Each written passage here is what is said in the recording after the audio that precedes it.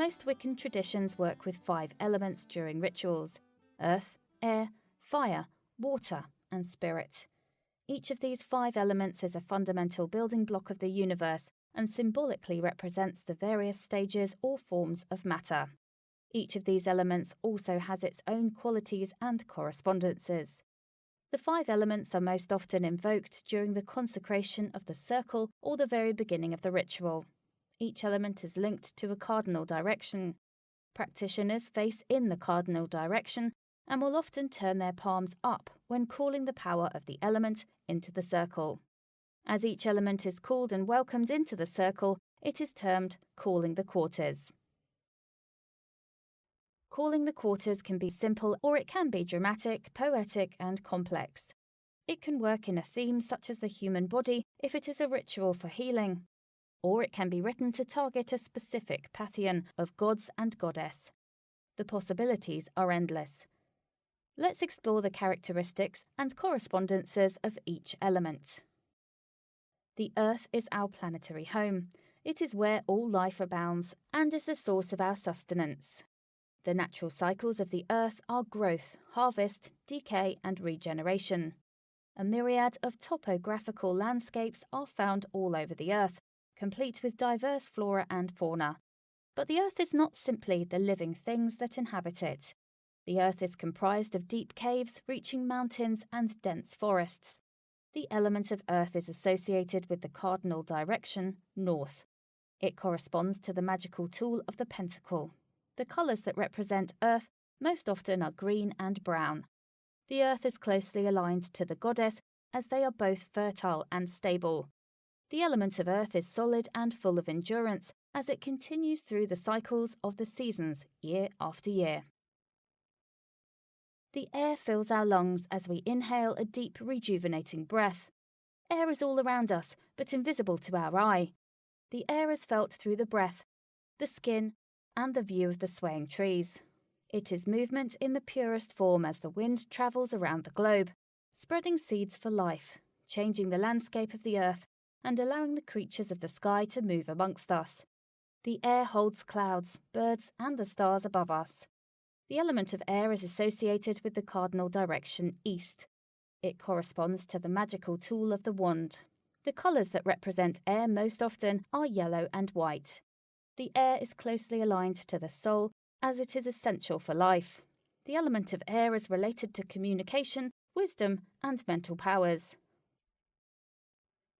Fire drives away the darkness. It warms our cold bones and stirs the passions inside of us. Fire does not have its own physical existence like the other elements. It comes into being as light and heat in a powerful and dramatic fashion. And then once it has consumed an object, it disappears back into another realm. Fire is often linked to the masculine energies as it is protective. Fire is depicted in volcanoes, the phoenix, and transformations. The element of fire is associated with the cardinal direction south. It corresponds to the magical tool of the athame. The colours that represent fire most often are red and orange. Fire is closely aligned to transformation and heat as it changes the physical form of any object it encounters. It is used most often as a metaphor for carnal desires, as fire in our bodies is linked to passions, lust, and sex.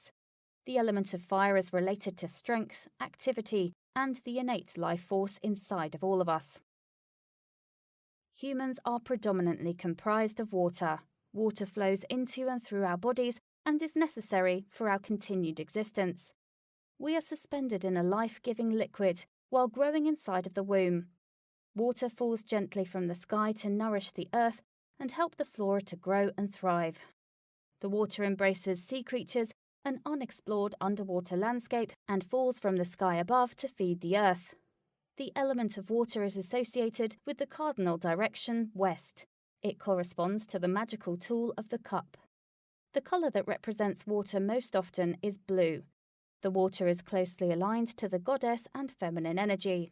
In many traditions, water is used to consecrate magical tools. The element of water is related to healing, cleansing, and purification. This fifth element is not recognised by all Wiccan paths. It has been known as Akasha, or Ether. It is the bridge that contains the spiritual and physical soul. It is often represented as white or purple.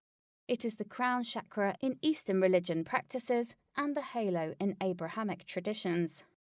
Spirit is the element called forth in ritual, as it is the force that connects us to the magical realm.